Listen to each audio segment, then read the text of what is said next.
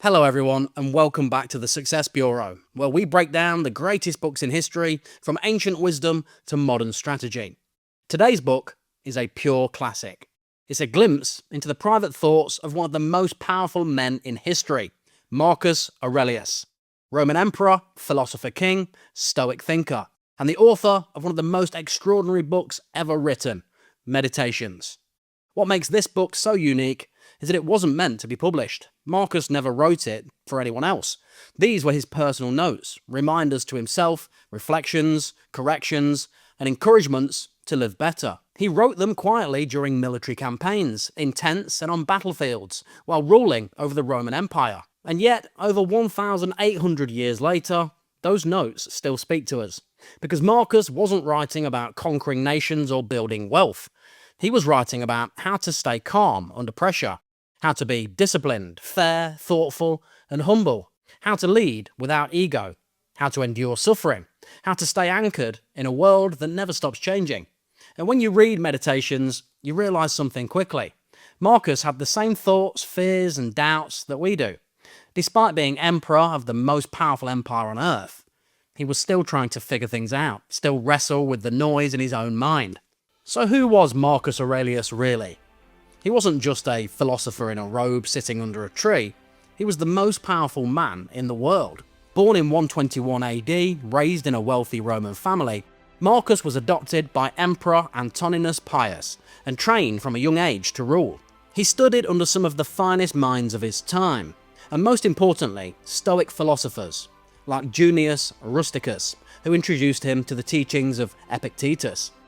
In 161 AD, Marcus became emperor, and for the next 2 decades, he led Rome through crisis after crisis, plagues, invasions, political instability, and personal tragedy. He fought wars on frontiers of the empire, governed millions of people, and yet found time, often at night in military tents, to reflect, write, and wrestle with how to be a good man in a brutal world. He was called the Philosopher King, and he earned it. Because unlike many rulers, Marcus didn't just talk about virtue, he lived it. He practiced self-restraint, fairness, and humility in a role that rarely rewarded any of those things. He had to deal with betrayal, stress, illness, and death of his children, political pressure, and war. And through it all, he kept writing. Not to impress, but to improve. That's what makes this book so powerful. It's raw, it's practical, it's philosophical without being abstract, and it's still relevant today. Whether you're building a business, leading a team, raising a family, or just trying to get through a difficult day. What Marcus offers isn't just motivational fluff, it's clarity, it's grounding. Principles to live by when everything around you feels chaotic. In today's episode, we're going to explore 7 of the principles found in Meditations. 7 ideas that can completely shift how you approach stress, success, and self-discipline. You don't need to be a philosopher, you don't need to be into ancient history. You just need to be someone who wants to live with more intention, more resilience, and more peace. So, let's get into it. Control your mind, because that's the only thing you truly own. Marcus Aurelius wrote, "You have power over your mind, not outside events. Realize this, and you will find strength." It's the foundation of Stoic philosophy. Life will throw things at you. Delays, insults, illness, chaos. Most of it's out of your hands. But how you respond, that's always yours. And Marcus believed that strength comes not from controlling the world, but from mastering your inner world. He wasn't writing theory, he was living it. As Emperor of Rome, he faced war, plagues, betrayal, and grief. He couldn't change those facts, but he could change his posture towards them. He could choose dignity over despair, patience over panic. When you control your mind, you reclaim your freedom. You make decisions from clarity instead of emotion. You stop being pulled in every direction by other people's drama or your own spiraling thoughts. Here's a practical tip. Use the Stoic step back. When something frustrates you, stop and ask, is this within my control? If it's not, drop it. If it is, act calmly. It's simple, but this pause changes everything. 2. Do the work without needing applause. Marcus wrote, "At dawn, when you have trouble getting out of bed, tell yourself, I have to go to work, as a human being." He didn't believe in waiting for inspiration. He believed in doing what was right, especially when it wasn't easy. That meant rising early, focusing on the task, ignoring distractions, being useful. Most people chase motivation. Stoics chase purpose. You show up not because it feels good, but because it's your role. You don't need applause to do the work. You don't need external validation. You need a commitment to your higher self. Marcus constantly reminded himself, don't complain. Don't expect the world to cheer for you. Just get the work done. Practical tip. Choose a small, purposeful habit to start each day. Something useful and silent. This is your daily contract with yourself. Proof that you don't wait for motivation, you move. 3. Remember you'll die, and use that to wake up. You could leave life right now. Let that determine what you do and say and think. Marcus wasn't being dramatic, he was being sharp. The Stoics practiced memento mori, a daily reminder of death, not to be morbid, but to focus the mind. Most of us live like we'll never run out of time. We put off important things. We waste hours doom scrolling. We obsess over nonsense. But Marcus reminds us you don't know how long you have left, so act accordingly. If today were your last, what would you let go of? What would you prioritise? That's the question Meditations forces you to face, and once you do, your choices get sharper. Your presence deepens. Here's a practical tip. Keep a death clock or daily reminder. Even just asking yourself each morning, what if this was the last time I get to do this? That question can wake you up to the value of now. 4. Don't be ruled by praise or criticism. Marcus writes, ambition means tying your well-being to what other people say or do. Sanity means tying it to your own actions. Most of us live on a roller coaster of opinions. We light up with compliments. We shrink at criticism. But Marcus rejected that. He believed that to stay level, you must anchor yourself in your own principles, not other people's moods. When you build your identity on external praise, you'll never be free. And when criticism destroys you, it's a sign you've outsourced your self-worth. Marcus trained himself to take both lightly. If it's useful, learn from it. If it's not, let it pass. This is one of the most practical forms of emotional resilience. It lets you keep working without fear. It frees you from needing everyone's approval, and it creates the quiet confidence that makes real leadership possible. Here's a practical tip. Next time someone praises or criticises you, pause and ask, is this feedback true, helpful, or just noise? Then move on.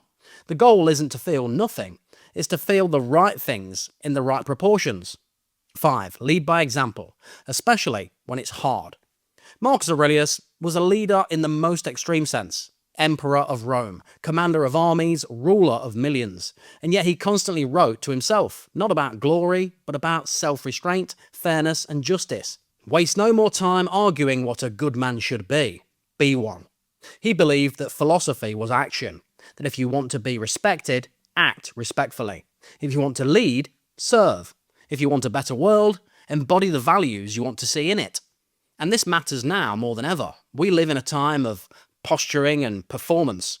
But Marcus reminds us, example is everything. You lead not by shouting, but by living. Here's a practical tip. Choose one Stoic trait, calm, patience, justice, and practice it in silence for a week. No announcement, no performance, just live it. That's how influence begins. 6. Don't be distracted by the small stuff. If you are distressed by anything external, the pain is not due to the thing itself, but to your estimate of it. And this you have the power to revoke at any moment. Marcus calls this out again and again. Don't let little things ruin your peace. Don't waste your limited energy on things that don't matter in the long run. Traffic, petty insults, social media arguments, none of them deserve your full attention. The world is full of distractions, and the more you react to everything, the more drained and scattered you become. Marcus saw the solution in clarity. You have to filter what matters. Here's a practical tip. Use what I call the 10-year filter. When something upsets you, ask, will this matter in 10 years? If not, let it go. Don't sacrifice long-term peace for short-term emotion. 7. Focus on what you can give. Marcus wrote, just that you do the right thing. The rest doesn't matter. In a world obsessed with getting likes, views, money, and recognition, don't forget to like this video, Marcus focused on giving. Do the right thing. Offer your best. Help where you can. That's it. The reward isn't always visible, but it always compounds. This mindset isn't passive, it's powerful. Because when you show up to serve rather than to win, people notice. And over time, you gain the one thing more valuable than applause: respect. Here's a practical tip. Each day ask, what's one small way I can add value today? Then do it quietly. That's how you build legacy. So what can we take from a Roman emperor's journal written nearly 2,000 years ago? A lot. Because Meditations isn't a book of commands. It's not about being perfect or emotionless or untouchable. It's about reminding yourself over and over what matters, especially when life gets messy. Marcus Aurelius was writing in the mud, in the chaos, in the reality of life as a leader. And that's what makes this book so useful. He wasn't trying to be clever. He was trying to survive with grace, with reason, and with his values intact. We live in a time of noise, notifications, pressure, distractions, judgment, and expectations. It's constant. And yet, here comes this quiet voice from across centuries saying, hold steady, control what you can, let go of what you can't. Do your duty, and don't waste time being anyone but your best self. That message, it still holds up. In fact, it might be more relevant now than ever. What Meditations teaches us is that strength isn't loud, discipline isn't dramatic, and peace isn't passive. All of them are practices, earned, not gifted, practiced daily, not once and done. So, if you're feeling overwhelmed, this book helps you reset. If you're striving too hard, it helps you slow down. And if you're coasting, it reminds you that time is short and your potential is waiting. You don't have to read Meditations cover to cover, just keep it near. And it's not very long anyway. Let Marcus speak to your day. And when you feel down or off balance, come back to it. It's one of those books that never stops being useful. If any of these ideas connect with you, drop me a comment down below. I'd love to hear your thoughts. If you've enjoyed this video, please give it a like. And if you're new here, please consider subscribing to the channel because we break down the greatest books in history. Books that challenge, inspire, and guide us, whether they're ancient wisdom or modern strategy. Thanks for watching, and I'll see you next time.